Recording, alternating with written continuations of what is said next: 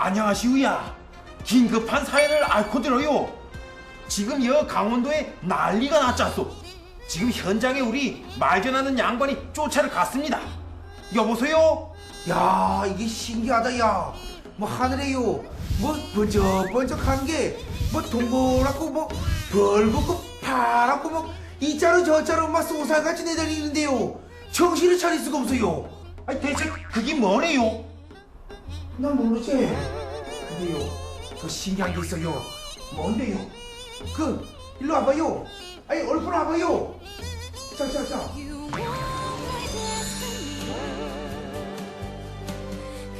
여기가 대체 어딥니까? 이야, 신기하게 의복도 그렇고 머리도 짧은 게 뭐 이런 거 앉아있나, 야. 이거 뭐지? 어허? 왜 이러시오? 담중에 버티고개 앉을 놈 같으니. 그건 그렇고 강원도 하늘에 번쩍번쩍 그 희한한 거에 대한 소식은 잠시 후 스튜디오에서 자세히 앓고 드리겠습니다. 이상 MBC.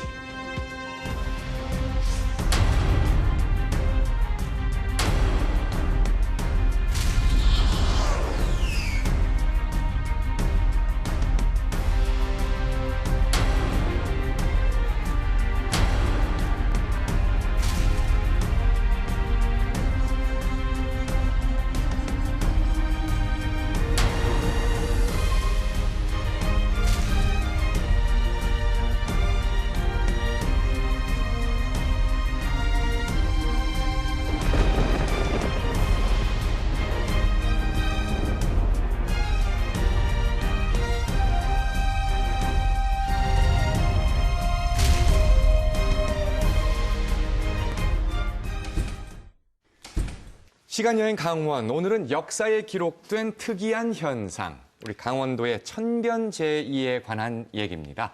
오늘 얘기 함께 나눠주실 분들 소개해드립니다. 시간여행 강원의 멘토, 서울교육대학교 임기환 교수 나오셨습니다. 우리 지역의 역사문화 전문가입니다. 강릉문화원 박도식 교수 어서 오세요. 우리 시간여행 강원의 필수 영양소 같은 논객이십니다. 호주 출신 한국인 최다미 강사님 반갑습니다. 또 시간여행 강원의 안방마님입니다. 김서영 아나운서도 함께합니다. 키워드는 뭡니까? 네, 오늘의 키워드는 바로 UFO입니다. UFO. 다들 아시죠?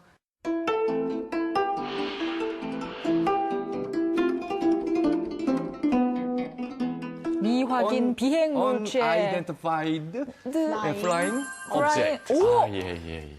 완벽합니까? 제가 UFO에 워낙 관심이 어렸을 때부터 많아서. 맞아요. 강원도에도 UFO가 나타났다 이런 기록이 혹시 있나요?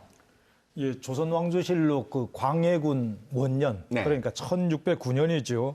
그때 9월 달이었는데 강원도에서 발생한 기이한 이제 그 현상에 대해서 보고서를 올린 게 있습니다. 예. 사실 좀 저는 믿기지가 않아요. 예. 제 눈으로 아직 보지를 못했으니까. 근데 사실 굉장히 특이한 기록이잖아요. UFO나 뭐 이런 좀 것들 왔다 갔다 하더라. 네. 이런 것들이 굉장히 신기한 기록인데 우리나라 말고 다른 나라에도 혹시 기록이 남아있는 게 있어요? 네, 이런 이상 현상 같은 경우는 뭐 지금도 일어나고 있듯이 예. 과거에 아마 다른 지역에도 많이 나타나고 있는 기록들을 볼 수가 있습니다. 그 중국의 유명한 시인 소동파, 소동파가 이제 진강을 유람하면서 어떤 기이한 현상을 보고 그 시를 썼는데 유금산사라는 시 중에 이제 이런 구절이 있습니다. 강물 한복판에 호련히 환한 등불, 흩어지는 불꽃에 잠자는 새도 놀란다네. 돌아와 생각하니 사람도 귀신도 아니고 그것이 무엇일까? 이런 구절이 있는데 아마 뭐 요즘에 이런 비슷한 현상을 보면 또 그걸 UFO 봤다. 네. 뭐 이렇게 얘기하는 사람도 있지 않을까 생각합니다. 실제로 또 이 광해군 때 나타났다는 UFO, 그게 모티브가 돼서 그 주인공이 왜 저랑 비슷하게 생겨서 많이 저는 친숙한데 별에서 온 그대라는 드라마 있었잖아요. 그게 바로 이걸 모티브로 해서 나왔던 그 드라마였거든요. 김세영 아나운서는 동의하는 웃음인 거죠? 아니, 기억이 잘 안 나서요. 그 예. 주인공 김창완 아니고 김수현을 얘기하는 겁니다. 혹시 저랑 닮았다는 김창완 얘기하죠? 예. 광해군 때 나타났다는 이 UFO. 그게 저 지역이 강원도입니다. 양양, 강릉, 뭐 간성, 그리고 원주, 춘천 뭐 이런 지역인데 그 당시에 우리 조상들이 그걸 보고 어떤 반응을 보였을까요? 그날 대체 무슨 일이 일어났던 건지 저희가 재현 드라마로 한번 구성을 해봤습니다. 함께 보고 또 얘기 나누겠습니다. 때는 바야흐로 1609년. 무엇이라고? 아니, 지금 무엇이라 하였느냐? 이상한 물체가 하늘에서 목격됐다고. 하늘에 이상한 물체? 예, 그것도 강릉, 양양, 간섬, 원주 그리고 춘천까지 아주 다 동실다발적이었다고 합니다요. 그게 뭐야? 도깨비인가? 아니, 벌건대 낮에 말은 안 해? 예, 저도 처음에 들었을 땐 아이 뭔 헛소리야 했는데요. 아이, 본 사람이 여럿이니까 귀신이 곡한 어르십니다요. 나라에 무슨 변고가 생기려는 겐가? 그럼 어떡하죠? 이럴 게 아니라 지금 당장 목격자를 데려오너라. 목격자요?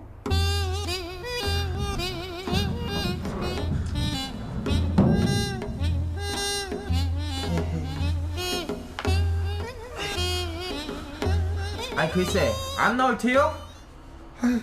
아이 무서워. 아이 무서워서 나 밤에 오줌도 못 누러 간다니까. 뭔 사내대장부가 그렇게 겁이 많단 말인가? 아이 자네가 못 봐서 그려. 내 태어나서 그렇게 희한한 거 처음 봤다니까. 그거 진짜야? 어? 진짜로 그 하늘에 둥근 것이 나타났다가 그 사라졌다고? 아이, 두말하면 잔소리지. 그 둥그런 게 막 빈. 아유 나 무서워서 말 못해요. 근데 말이지 자네가 그 봤다는 것보다 아주 훨씬 무서운 건 나는 알고 있는데 말이야. 에? 그런 게 있어? 우리 나으리가 한 번 토라지시면 3년은 가. 난 몰라. 아이 당신 앞으로 이제 뭐 벼슬이고 뭐 할 때마다 난 그럼 최선을 다한 거예요. 나 이제 몰라. 나 이제 갈란다. 아이 가긴 어딜 가? 나 어떡하라고? 그럼 냉큼 쫓아오라니까. 아유 참. 그러니까 자네가 본 묘한 것에 대해 낱낱이 아뢰라. 어서. 그러니까요. 그게 며칠 전 미시였습니다요. 그 집들 그 아래 처마 밑에서 그 세숫대야처럼 생긴 동그랗고 빛나는 무언가가 갑자기 나타났었죠. 세숫대야처럼 둥글고 빛이 난다. 예. 근데 그것이 갑자기 땅에 내릴 듯 하더니 무슨 기운을 받은 것 마냥 하늘 위로 막 솟구치려고 막 그러는 겁니다요. 그래, 크기는 어떠한가? 그 크기는 이 하나름만 하고 길이는 배 반필 정도 되는 것이 같고 그 동쪽은 백색이고 중앙은 푸르스름한 게 서쪽은 막 적색으로 막 왔다 갔다 변했었죠. 아니 뭐 그런 게 다 있다냐? 근데 제가 쳐다보는데요. 쳐다보는데 그 무지개처럼 동그란 게 막 깃발을 만 것처럼 막 이렇게 돌돌 말더니 그 하늘로 막 붕 올라가다가 막 적색이 되고 막 그러다가 머리를 막 뾰족뾰족 막 하고 이 바닥은 막 평평하게 막 어이구 막 이상했습니다요. 그래, 그것이 가만히 있던가? 그게 한 조각은 금세 호련히 사라지고 한 조각은 배로 만든 방사처럼 그 생겨가지고는 갑자기 막 우레 같은 소리가 막 나더니 돌 구르는 소리 막 북 치는 소리 그런 것이 한참 들리다가 이내 사라졌었죠. 대체 그것의 정체는 무엇이었을까? 그거 참 신기하고 신기한 일이로다. 내 이 일을 조정에다가 상세히 알리도록 하겠다. 예.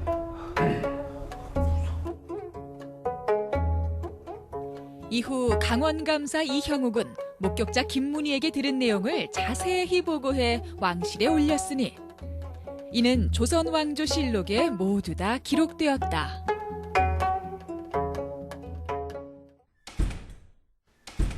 오늘 시간여행 강원 이 천변-제2 얘기를 하고 있는데 말 그대로 이제 하늘이 뭔가 범상치 않게 변해서 뭐 재앙이 이렇게 펼쳐진다 뭐 이런 뜻으로 이제 해석하면 되잖아요. 그런데 첫 번째 우리 아이템이 지금 이 UFO에 관한 얘기입니다. 미확인 비행 물체가 이 광해군 때 나타났다라는 것을 우리가 지금 얘기를 하고 있는데 이게 이런 기록이 딱 한 번만 나오는 겁니까? 아니면은 그 이후에 또 나오는 건지 또 이 지금 광해군 일기에 기록되어 있는 이 얘기 좀 자세히 좀 짚어봤으면 좋겠어요. 예, 그 광해군 일기에 이제 유일하게 나타납니다. 예. 그 정부에 이제 보고가 된 것을 보면 이제 9월 25일인데 네. 실제 관측된 날은 이제 8월 25일입니다. 예. 근데 그 당시로 봤을 땐 상당히 그 좀 빨리 이렇게 보고가 된 것으로 보입니다. 예. 그 양양 이제 좀 전에 우리가 그 봤지만은 양양 외에도 이제 그 간성, 네. 원주, 그다음에 춘천, 강릉 이 지역에서 일어났는데 제가 한번 조선왕조실록 한번 읽어보겠습니다. 네. 간성군에서 8월 25일 오전 9시에서 11시에 푸른 하늘에 밝은 태양이 비쳤고 사방에는 한 점의 구름도 없었는데 우레 소리가 나면서 북쪽에서 남쪽으로 향해 갈 즈음에 사람들이 모두 우러러 보니 푸른 하늘에서 연기처럼 생긴 것이 두 곳에서 조금씩 나왔다. 형체는 해무리와 같았고 움직이다가 한참 만에 멈추었으며 우레 소리가 마치 북소리처럼 났다. 이렇게 나오고요. 그 다음에 이제 강릉부에서는 같은 날, 이제 같은 시간에 해가 환하게 맑았는데 갑자기 어떤 물건이 하늘에서 나타나 작은 소리를 냈다. 형체는 큰 호리병과 같은데 위는 뾰족하고 아래는 컸으며 하늘 한가운데에서부터 북방을 향하면서 마치 땅에 추락할 듯 했다. 아래로 떨어질 때 그 형상이 점차 커져 3 내지 4장 정도였는데 그 색은 매우 붉었고 지나간 곳에는 연이어 흰 기운이 생겼다가 한참 만에 사라졌다. 이것이 사라진 뒤에는 천둥 소리가 들렸는데 그 소리가 천지를 진동했다. 이렇게 나오고요. 그다음에 그 춘천부에서도 역시 같은 날 같은 시간에 날씨가 청명하고 단지 동남쪽 하늘 사이에 조그만 구름이 잠시 나왔는데 모양은 큰 동이와 같았는데 동남쪽에서 나타나 북쪽을 향해 흘러갔다. 매우 크고 빠르기는 화살 같았는데 한참 뒤에 불처럼 생긴 것이 점차 소멸되고 청백한 연기가 팽창되듯 생겨나 곡선으로 나부끼며 한참 동안 흩어지지 않았다. 얼마 있다가 우레와 북 같은 소리가 천지를 진동시켰다가 멈췄다. 예. 그리고 이제 가로 안에 뭐라고 나왔는가 하면은 이때 하늘은 청명하고 사방에는 한 점 구름이 없었다. 이렇게 나와 있습니다. 그 이렇게 기록이 많은데 예. 사람들이 안 믿는 게 신기하잖아요. 근데 저는 저 기록에서 이게 UFO냐 아니냐 보다는 여러 군데에서 관찰했는데 네. 거의 일치하고 있다. 그러니까. 굉장히 사실적으로 묘사하고 있다. 그러니까요. 그 시대 사람들이 관찰한 것들을 과장하지 않고 네. 그대로 묘사하고 있다라는 그게 훨씬 더 우리 더 중요한 게 아닌가. 이제 그 기록을 가지고 이 구체적으로 뭔가 한번 따져볼 필요는 있을 것 같아요. 예. UFO 얘기 이제 여기 정도로 그치고 UFO 같은 이런 기록들 외에도 조선 왕조실록에는 특이한 현상이 또 여러 기록되어 있는 것으로 우리는 알고 있습니다. 그 밖의 기록들을 좀 살펴보죠. 예, 조선 왕조실록에 보면은 이제 많은 양의 이제 그 제2기록이 있습니다. 네. 그 연구된 바에 의하면 한 25,670건 정도 됩니다. 예, 그 정도? 예, 그 기록 중에서 이제 현대인이 좀 이해하기 어려운 이제 네. 초자연적인 현상 그런 것도 있고, 그다음에 대부분은 뭔가 하면은 이제 지진, 아하. 그다음에 홍수, 가뭄, 예. 전염병 이런 게 이제 뭔가 하면 제1의 간주가 되어서 이제 기록이 되어 있습니다. 네. 근데 이제 우리가 그 강릉 기록을 보면은 중종실록 때 어떤 게 나오는가 하면은 강릉 사람 김문석의 집에 반쯤 검은 암탉이 2월 초부터 변화해서 수컷으로 변했다. 이런 기록이 나옵니다. 예. 그 다음에 이제 그 수컷으로 변했는데 온몸이 이제 붉어서 이제 길게 우는데 우는 소리가 뭐 반은 쉬었다. 이제 그런 기록이 나옵니다. 그 다음에 이제 효정실록과 현정실록에도 거의 비슷한 얘기가 나옵니다. 암컷에서 이제 수컷으로 변했다. 그 다음에 이제 숙종실록에는 강릉부에서 암소가 송아지를 낳았는데 머리가 둘이고 귀가 셋, 예. 눈이 넷, 입이 둘이고 코에는 4개 구멍이 있었다. 이런 이제 좀 기이한 거. 그 다음에 뭐 태종실록에 보면은 이제 그 때 아닌 때 이제 그 눈이 내렸다든가. 예, 예. 그 다음에 이제 그 해일 일어난 거 그런 것도 이제 왕조실록에 이제 기록이 되어 있고요. 그다음에 뭐 날씨가 따뜻해서 뭐 꽃이 피었다. 네. 예를 들어 겨울철에 꽃이 피었다. 그런 것도 뭔가 하면은 제의로 다 기록이 되어 있습니다. 근데 기상이변이나 뭐 기형 송아지까지는 뭐 그럴 수도 있겠다 싶은데 암탉이 수탉으로 변한다는 거는 이거 어떻게 글쎄요. 생각하세요? 솔직히 저는 좀 안 믿기거든요. 어떻게 생각하세요? 이거 어떻게 이해를 해야 되죠? 암사서지로. 근데 예, 이거는 로마 시절 때부터 이런 거는 다 기록되어 있거든요. 그리고 저기 암탉이 수탉이 됐다. 네. 그러니까 양성 가지고 있는 동물들이 많이 태어나거든요. 지금도. 지금도. 그렇게 해석할 수 있다 이거죠. 그렇게 할 수도 있지 않을까 싶어요. 그리고 유럽에서는 뭐 다리가 6개 있는 송아지, 뭐 이런 머리 2개 있는 양, 뭐 이런 거는 너무너무 흔해서 그렇게 태어나는 사람도 많았거든요. 네. 그래서 로마 시절 때부터 우리가 무슨 5일장이나 뭐 장날이면 사람들이 이런 동물이나 이런 사람을 데리고 나와서 구경하는데 돈 받아요. 그래서 유럽은 19세기 말까지 그랬거든요. 19세기 말은 이건 아니다. 하지 말아라. 제가 알기로는 자연 속에서는 이런 일이 많아요. 많은 거로 알고 뭐 있는데. 생물학적으로 어차피 개체 변이는 존재하는 거니까. 그럼요. 자, 그 밖에 혹시 왕조실록에 또 뭐 특이하고 재밌는 기록들 또 많이 있을 것 같아요. 그 실록에 아까 말씀드렸다시피 우리 박 교수께서 많은 기록들이 있잖아요. 뭐 한 가지 좀 특이한 현상을 말씀드리면 그 효종 때 효종 6년 3월 3일입니다. 음력으로 3월 3일이죠. 그러면 양력으로는 한 4월 5일. 예, 그렇게 되죠. 1655년이 되는데 강릉과 양양 삼척 앞바다가 얼었다는 사흘 동안 얼었다는 기록이 있습니다. 바닷물이 어떻게 얼어요? 그때 뭐 사실은 강물도 풀리고 봄인데 이게 강물도 지금. 풀리고 그랬는데 그때 바닷물이 얼었다. 굉장히 추웠겠죠? 추웠는데 최근에는 하여간 역사 쪽에서도요. 그 빅히스토리라고 해서 그냥 인간 사회만 다루는 게 아니라 자연 현상까지 같이 다루면서 이렇게 역사의 흐름을 이제 바라보는 그런 게 있는데 되게 요 무렵이면 전 지구적으로 북반구 쪽이 소빙기에 해당되는 거거든요. 그래서 좀 심할 때는 아마 이런 현상들이 바닥까지 어는 저는 본 적이 없어서 모르겠습니다만 그럴 개연성도 많이 추웠던 모양이에요. 그런 게 참 독특하죠. 그러니까 바다가 올 미국에는요. 정도니까, 어느 날 하늘에서 물고기 막 떨어지는 거예요. 진짜요? 맞아요. 이게 해안 아니고 저기 육지에서.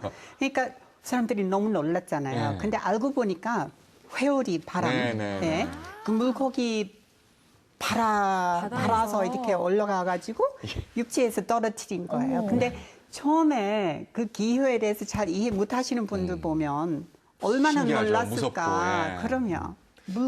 그 물고기는 또 얼마나 놀랐겠습니까? 물고기들도 충격 많이 이게 받았을 것 뭐지? 같아요. 하는데 갑자기 이 조선 왕조 실록에 실려 있는 천변/제의 기록들 정말 다양하게 나타나고 있는데요. 그중에 우리 강원도와 관련된 것들 중에서 또 우리가 지금도 많이 잘 알고 있는 기상현상에 관한 기록들도 있습니다. 지진 얘기를 지금 드리는 건데요. 우리 강원도의 역사에 기록되어 있는 지진 기록을 좀 살펴볼까 합니다. 먼저 저희가 준비한 화면을 잠시 함께 보시겠습니다. 우리나라에서 가장 아름다운 일출을 볼 수 있는 곳 추암 능파대. 바다 위로 우뚝 솟은 바위 사이로 태양이 떠오르면 어둠이 밀려나는 장관이 연출되죠. 마치 어두운 방에서 촛불을 켜는 것처럼. 그래서 이 바위의 애칭도 촛대바위. 예전엔 이런 바위가 하나 더 있었는데 무서운 재앙이 닥쳐 그만 부러졌다고 합니다.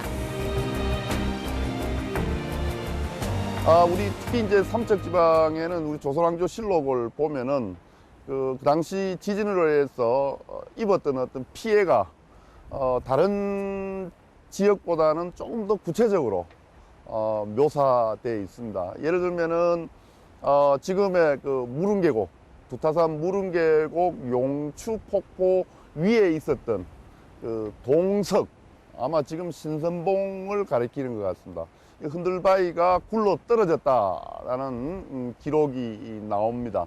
그리고 또 하나 피해 상황으로는 능파대 앞 바다 속에 있던 높이가 한 10여 장이나 되는 아주 높다란 바위가 가운데가 부러졌다라는 기록이 나오고 있습니다. 또 당시 지진의 그 규모라든지 또 강도가 어느 정도였느냐라는 걸 짐작할 수 있는 기록으로는 당시 바닷물이 60보 내지 100여 보 밀려났다, 썰물과 같이 쓸려 나갔다라는 기록이 되어 있습니다. 그림으로 남긴 기록이 아니어서 그때 부러진 바위가 어떤 것인지 정확히는 알 수 없지만 부러진 흔적이 남아있는 바위는 지금도 보입니다. 수만 년 동안 풍화작용을 이겨낸 바위가 부러질 정도의 지진. 그 정도의 지진이라면 규모는 얼마나 됐을까요? 현대 과학자들이 남겨진 기록으로 추정한 당시 지진의 규모는 6.5 정도, 진앙 진도는 8 이상이라고 합니다. 이 정도의 지진이라면 지진 해일도 발생했을 텐데요. 바닷물이 100보가량 썰물처럼 빠져나갔다는 기록도 있습니다. 하지만 피해에 대한 기록은 어디에도 없습니다. 능파대 바로 뒤편의 해암정이라면 피해를 입었을 것 같은데. 그런데 이쪽 우리 삼척지방의 지진이 숙종 7년, 그러니까 1681년에 일어났다라는 걸 감안하면은 1794년에 중수가 됐으니까 약 한 몇십 년 간격이 있는데, 혹시 모르겠습니다. 우리 이 1681년 삼척 지진 때 이 바닷물이 한 60보 내지 100보 밀려났다라는 걸 기록을 참고로 하면은 그 당시 지진, 숙종 7년 1681년의 지진으로 해일이 밀려왔다면은 바로 바닷가에 있는 해암정도 뭐 알 수는 없지만 어느 정도의 피해는 보지 않았을까. 해암정은 고려 말 심동록께서 처음 세웠지만 소실됐고 1530년 심원광 선생이 중건한 정자입니다. 그런데 1794년에 다시 중수했다는 기록이 있죠. 삼척지방의 천변제의와 관련해선 미수 허목 선생이 만든 척주 동해비도 주목해 볼 필요가 있는데요. 이 비석은 바닷물의 침범, 즉 태풍과 해일을 막기 위해 세운 겁니다. 허목 선생께서 삼척 부사로 온 건 1660년 10월, 지진이 발생하기 20여 년 전인데요. 그때도 동해안 지역에 큰 태풍이 몰려왔었나 봅니다. 허목이 이쪽 지방의 삼척 부사로서 향촌 사회를 재편하려는 그 기회에 이런 자연재해가 연이어서 태풍이 닥쳤기 때문에 이 당시에 이 지방의 토 세력들은 어떤 이 자연재해가 허목의 통치, 지방 행정, 통치를 잘못해서 이런 자연재해가 일어났다라는 그러한 유언비어를 퍼뜨렸던 것 같습니다. 그래서 허목으로서는 뭔가 또 초자연적인 그런 힘을 빌려서 이런 여론을 무마시켜야 되는 그런 필요가 있었던 것 같습니다. 그래서 아마 동해를 칭찬하는 그런 시를 적어서 이거를 비에 새겨서. 척주 동해비의 탁본과 모형은 지금도 사람들에게 부적처럼 여겨집니다. 닥쳐올 재앙을 막는 데에는 그 효험이 대단하다고 하는데요. 당시의 선조들은 지금보다 더했겠죠. 이런 힘이라도 빌려야 하는 게 천변제의였습니다.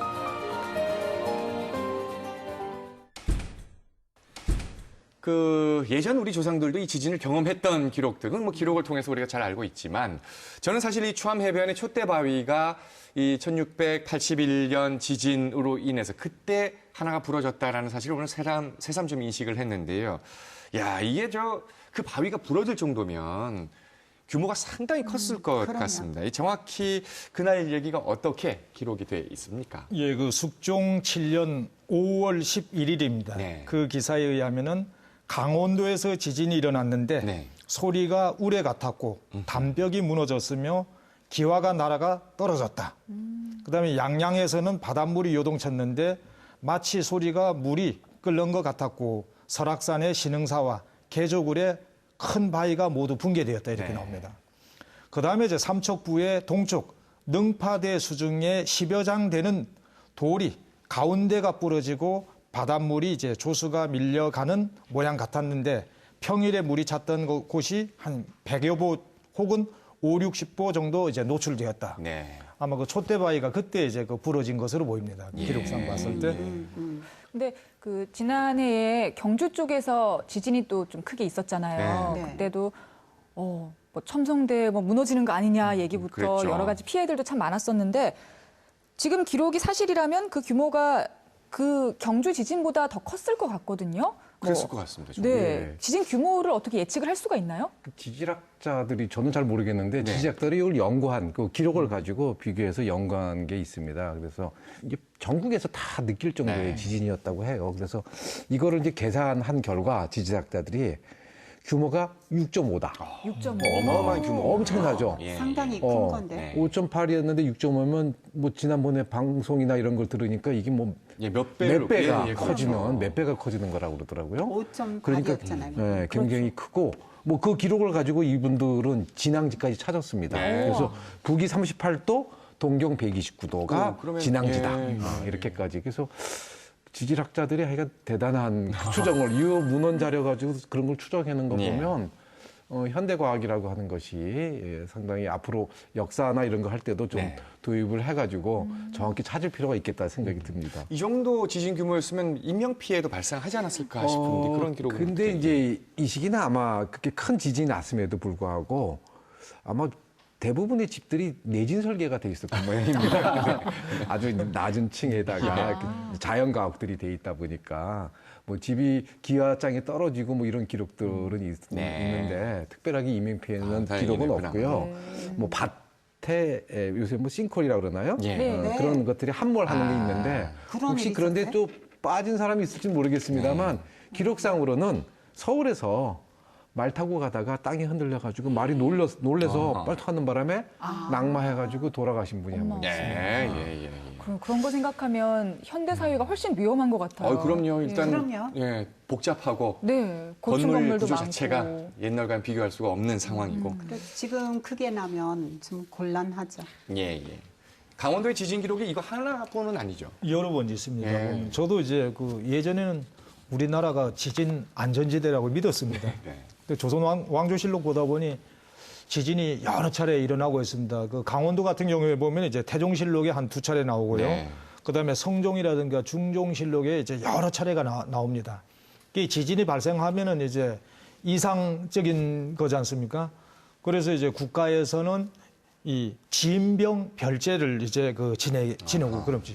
진병별제 제사까지 지내고. 그때 그런 식의 왜 화재가 크게 났다거나 가뭄이나 홍수 때문에 피해를 크게 봤다 이런 기록들이 굉장히 많잖아요. 요즘은 이런 자연재해가 발생하면 뭐 나라에서 뭐 지자체에서 보조금도 주고 여러 가지 다시 일어설 수 있게 도와주는 것들이 있는데 조선시대에는 어떻게 했을까요? 그 나라에서 조금 보조를 해주나요? 예, 조선시대도 그런 이제 그 제도, 뭐 정책들이 이제 시행이 됩니다. 네. 일단 이런 천재지변이나 이런 어려움들 이게 이제 들어가면 백성을 보살펴야 되는 이제 왕이 이제 내 탓이다 이렇게 그렇죠. 생각을 해서 일단 근신하기도 하고 그 다음에 뭐 스스로가 이제 식사를 줄이고 네. 반찬 수를 줄이고 또 술도 끊고 또 풍악 소리를 줄이고 이건 이제 의례적이고 정치적 행위 이제 통치자로서의 이제 책임감을 통감하는 이런 걸 하면서 동시에 이제 그런 그 보여주기만 하는 게 아니라 실질적으로 백성들한테 그 유리한 예. 그러니까 이런 것들이 이제 백성들이 원망이 때문에 생긴다 이렇게 생각할 수 있으니까 이제 백성들의 원망을 없애는 이런 예. 정책들을 취하죠. 그 중에는 이제 뭐 형벌 죄를 가진 낮은 이제 죄를 지은 사람들을 용서해주기도 하고 예. 그다음에 황가고독 호랍이라든가 고아라든가 이런 걸 보살피는 네. 그런 정책을 쓰기도 하고 또 세금도 감면시켜주고 또 비축미 예. 그러니까 어려울 때니까 이제 국가가 보관하고 있던 비축미를 풀어가지고 이제 나눠주기도 하고 지금과 비슷합니다. 오히려 더 적극적으로 움직이지 않았을까 예. 이렇게 생각이 됩니다. 예. 그 나라에 이렇게 지진 같은 자연 재해가 또 발생을 하면 옛날엔 또 왕권 사회니까 왕실에서도 뭔가 대책을 강구하고 대처를 했을 겁니다. 왕실에서는 어떤 대처를 했을까? 저희 프로그램 제작진이 재연 드라마를 통해서 만들어 봤습니다. 함께 보시죠. 어찌하여 이리 천둥이 치고 별자리가 달라진단 말인가? 이는 필시 나라에 재앙이 생기는 것이 아니겠는가? 전하, 어찌하여 그런 좋지 않은 생각들을 하시옵니까? 아니다. 내 어찌하여 이런 일이 생기는지 구원을 해야겠다. 구원이란 나라에 재앙이 있을 때 임금이 신하에게 바른 말을 널리 구하는 일을 말한다. 하여 성균관 박사 최수가 그 원인을 찾아 상소를 올리게 되는데 세조 2년에 죽은 사역신의 원혼들이 공중에 떠돌아 천변이 발생하였습니다. 바라건대 광원 감사에게 명하여 회고를 거두어 다시 장사 지내게 하고 영월 군수로 하여금 매년 제사를 지내게 한다면 전하 위복이 될 것이옵니다. 사육신의 영혼이라. 다음은 또 무엇인가? 강릉 상원사 승려 항렬의 횡포라. 상원사 승려 항렬이라 하면 선왕이신 세조 임금께서 피부병에 걸리셨을 때 상원사에 드신 뒤 말끔히 낫지 않으셨습니까? 그 후로 상원사가 왕실의 인연이 되어 원찰이 되었습니다. 네, 잘 알고 있다. 어찌하여 항렬이? 아니다. 지금 당장 채수를 불러 소상이 아래도록 하게 하여라. 그래, 항렬의 행포가 어떤 지경이길래 천변이 일어났는지 소상이 아래도록 하여라. 아래옵기 황송하오나 세조 임금께서는 강릉부의 저수지인 산산제언을 상원사 주지인 신미에게 하사하였습니다. 그런데 이는 신미의 제자인 하결이 신미를 통해 청한 것이었지요. 헌데 산산제언 주변에 물을 댈 논밭이 500구나 되는데 하결은 제방을 헐고는 그 땅을 개간치 않고 묵혀두었습니다. 또한 그 아래에 있던 백성들의 땅 70여 석을 빼앗기까지 하였습니다. 가마, 그래, 기억이 나는구나. 홍문관 관료들이 그 땅을 백성들에게 돌려달라고 제기를 했었지. 아래옵기 항성하오나 전하께 없어 허락지 않으셨습니다. 아? 내가? 그랬던가? 그 후에도 홍문관 관원들이 기회가 있을 때마다 이를 문제 삼자 전하께서 자세히 조사해보라고 지시는 하셨는데요. 고마, 내가 철저히 조사하라고 시켰다니까. 그래서 어찌 되었는가? 산산제언 안에 있는 민전이 백성들의 땅임이 확인돼 그 주인에게 되돌려 주려고 하였으나 은하? 안 됐어? 전하, 하결의 간교한 청탁으로 실행에 이르지 못하지 않았습니까? 그랬어? 그랬구나. 그래서 항렬의 행포가 더 남아있더냐? 물론이옵니다. 하결은 해마다 영남에서 면포 수백 동을 실어와 관찰서로 하여금 여러 고을에 강제로 나눠주게 하고는 비싼 값에 대갚게 하고 있습니다. 참으로 갑갑한 일이로구나. 전하, 하결을 이대로 두고 보시면 아니 될 듯이 싸웁니다. 맞사옵니다. 제방을 다시 쌓아 저수지에 물을 가두어 백성들이 농사를 편히 짓게 하고 염양사의 창곡을 군수에 충당한다면 인심이 화합하고 천지도 호응할 것이옵니다.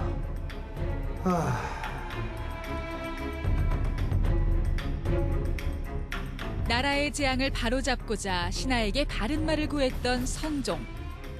여기까지는 좋았으나 상소에 대한 그 어떠한 답변과 대처도 하지 않았으니 짐작컨대 할아버지인 세조외가의 누가 될까 조치를 취하지 못했던 것은 아닐까 추측해볼 따름이다.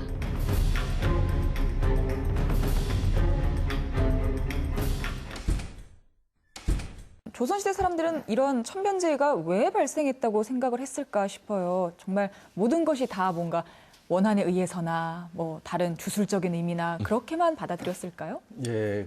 보통 이제 이런 기이한 현상들은 요새는 이제 과학적인 입장에서 설명을 하지 않습니까? 예. 이제 그게 없는 상태는 이 기이한 현상이 왜 일어날까? 이 궁금을 갖는데 우리 이제 조선시대 이제 유교가 주된 이념이었으니까 유교는 나름대로 이제 합리적인 설명들을 합니다. 이 유교의 사유책에서 굉장히 중요한 게 뭐냐면 천인합일설이에요. 예. 하늘 천자 사람 인자. 하늘과 사람은 합일되어 있다. 하나로 통일되어 있다는 뜻입니다. 그때 이때 이제 천은 천리죠. 우주 만물의 원리라고 할까요? 뭐 요새식으로 하면 이제 자연계에 해당될 테고요.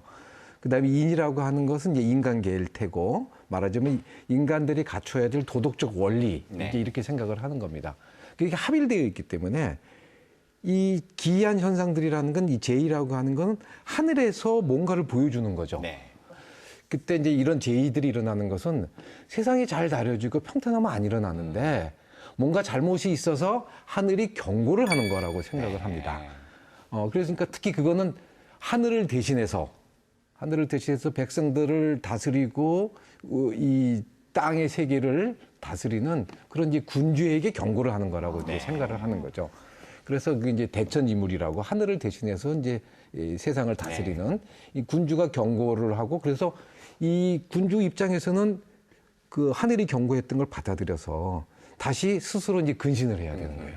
그래서 이제 여러 가지 형태로 이제 근신하는 행동들이 있겠죠.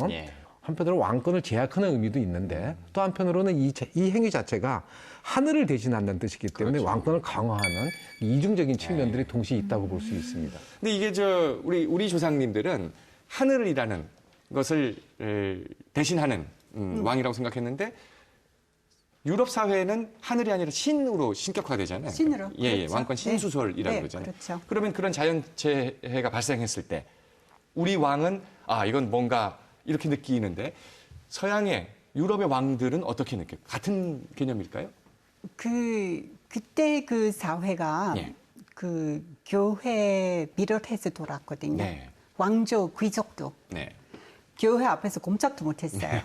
그래서 이런 일이 생겼을 때는, 무슨 제의 생겼을 때는 우리가 잘못하고 있구나. 일반 서민부터 다 그렇게 느꼈거든요.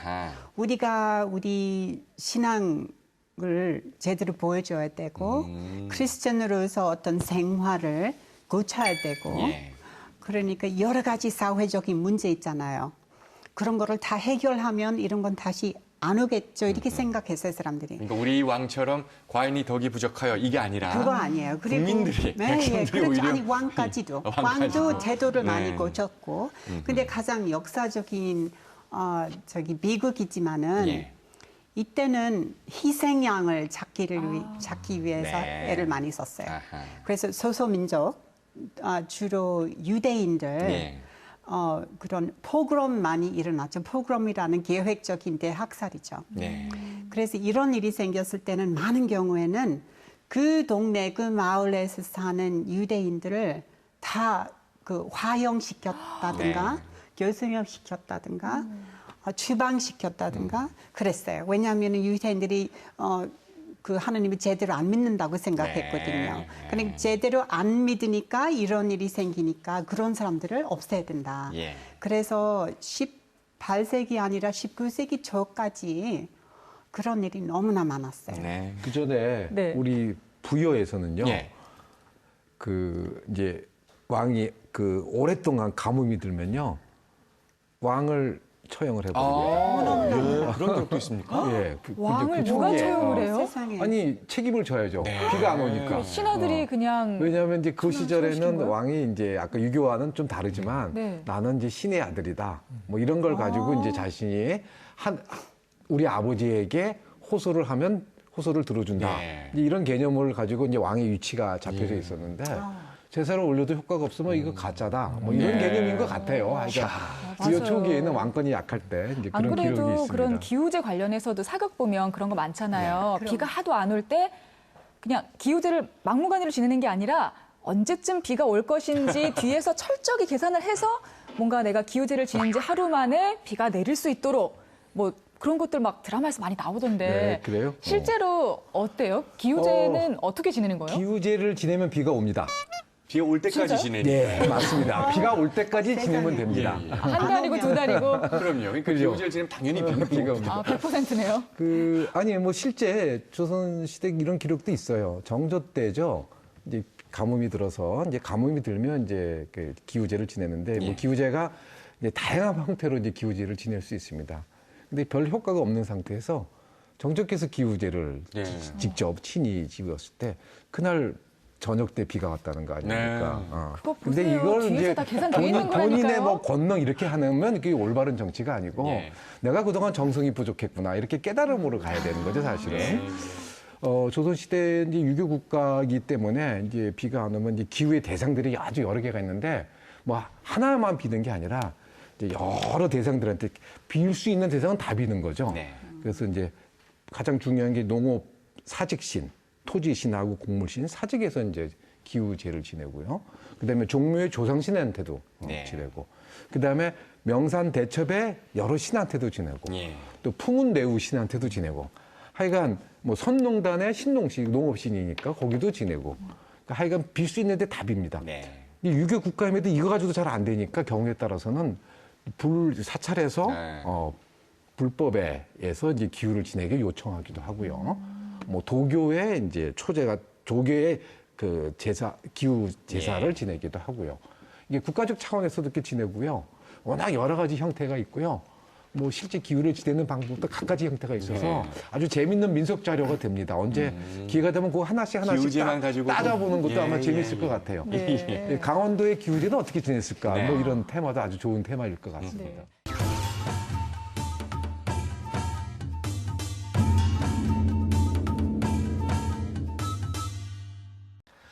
시간여행 강원의 마지막 코너, 역사가정, 역사스토리 이프 시간입니다. 오늘 가정은요, 오늘 이 천변 제2에 관한 얘기를 많이 했는데 조선시대로 돌아가 보자 이거예요. 조선시대에 여러분에게 직책을 하나 맡깁니다. 특이하게 벌어진 이 현상, 뭔가 미스터리한 이 현상을 조사하고 연구할 수 있는 권한을 그 관청의 수장으로서 딱 맡기는 겁니다. 그러면 나는 어떤 현상에 관해서 조사를 하고 그 진실을 밝히고 싶은가입니다. 이 침묵은 뭘까요? 지금 어려운 가정이라는 뜻인가? 아니면 할 게 너무 많아서 이렇게 먼저 김소영 아나운서부터. 저는 우리 앞서 얘기했던 1609년도에 있었던 그 8월 25일 이것은 과연 별똥별인가 UFO인가 정확하게 조사 한번 해봐야 한다고 생각을 해요. 만약에 정말 UFO라면 무사히 착륙을 했는지 우리 조선 땅에 내려와서 무엇을 원했던 것인지 혹시 모르죠. 뭐 지구 최초로 또 외계인과의 이런 문물 교류가 이루어질 수 있는 계기가 될 수도 있잖아요. 말은 통하겠죠? 부디 우리보다 조금 더 앞서 있는 문명이길 바라면서 뭔가 빼낼 수 있는 것들 빼내고 얼마나 좋아요. 그 광해군 일기에 나온 UFO 그 사건을 실체를 밝히고 싶다. 네. 최다미 선생님께서는 어떤 현상에 관해 조사를 하시겠습니까? 저는 그 인간이 부딪히는 재앙 가장 심한 거는 우리 인간 사회에서는 양심머리 없는 사람들. 그게 천변제입니까, 그게? 그럼. 그건 재앙이죠. 그 부인할 수 없죠. 왜냐하면은 양심 없는 그 지배층에 그런 사람 많으면 온 국민들이 고생하거든요. 그래서 도대체 이 양심 없이 태어난 이유가 뭘까? 연구해서 해결하면 그 뭐 히틀러, 무솔리니 이런 분들이 양심 없는 거를 우리가 어떻게 뭐 약을 먹이든가 그 원인 잡을 수 있으면 여러 가지 앞으로 그 재앙을 막을 수 있지 않을까 해서요. 조선식으로 따지면요. 제의가 있는데 그걸 못 알아듣고 근신하지 않고 그냥 멋대로 하는 거거든요. 그렇죠. 그러네요. 이 우리 최 선생님께서 하시는 얘기는 천일 합일설에 입각해서 말씀하세요. 그리고 그들의 실체를 밝히고 다시는 그런 권력자가 나타나지 않도록 오히려 후대 인류를 위해서. 그렇죠. 그리고 우리가 앞으로 못돼 먹은 인간들을 우리가 많이 도와줄 수 있지 않을까 싶어요. 알겠습니다. 자, 이번엔 박도식 선생님께서. 제가 이제 영동지방 살다 보니까 바다 가까운 데 살지 않습니까? 저는 이제 조선시대 때 적조 현상에 대해서 이 백성들 이제 놀라지 말라고 이제 얘기를 하고 싶습니다. 우리가 조선시대 때 그 왕조실록을 보면은 이제 바닷물이 어느 날 갑자기 붉게 돼가지고 물고기가 죽어서 둥둥 뜨고 하면은 깜짝 놀래거든요. 조정에 보고가 됩니다. 그러면 이제 조정에서는 관리를 파견해서 해괴제라고 해서 그 풀해자, 그다음에 괴상할 괴자, 그다음에 제사제자, 해괴제를 지내거든요. 이제 오늘날 와서는 우리가 적조 현상이라는 게 바닷물의 그 수온이 올라가면은 플랭크톤이 이제 상당히 활성화돼 가지고 산소가 부족하니까 고기가 죽지 않습니까? 그걸 뭔가 하면 백성들에게 놀라지 말고 이게 이런 것 때문에 적조 현상이 일어난다라고 얘기를 해주고 있습니다. 당시의 백성들에게 놀라지 마라. 이렇게 밝히고 싶다. 자격이 있으신 수장이십니다.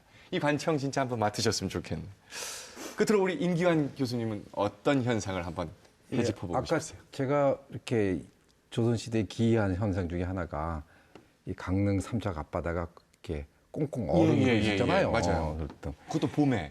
이게 어떻게 해서 얼게 되었는가를 밝혀가지고 아예 확 얼려서 울릉도 독도까지 자꾸 얼리게 해가지고 자유롭게 왔다 갔다 하는 그런 한 번씩 1년에 한 번씩 잠깐만이라도 그래서 확 얼려서 자유롭게 그렇게 하면 어떨까. 또 바다에서 배를 타고 물고기 잡으면 힘드니까 얼려서 이제 구멍을 뻥 뚫어가지고 얼음 낚시를 해서 편하게 할 수도 있고 그런 재미있는 걸 한번 해보고 싶습니다. 알겠습니다. 독특한 또 분석이셨습니다. 우리 조상들의 기록들, 오늘날의 관점에서 보면 그게 과학적으로 우리가 다 이해할 수 있는 현상들이 또 많이 있습니다. 근데 또 반면에 오늘날, 이 최첨단 기술 사회인 오늘날 우리가 또 기록하는 미처 다 풀지 못하는 기록들을 수백 년 뒤에 또 우리 후손들은 또 어떻게 기억을 할까, 어떻게 기억하게 될까 궁금해지네요. 시간여행 가면 오늘은 여기까지입니다. 고맙습니다.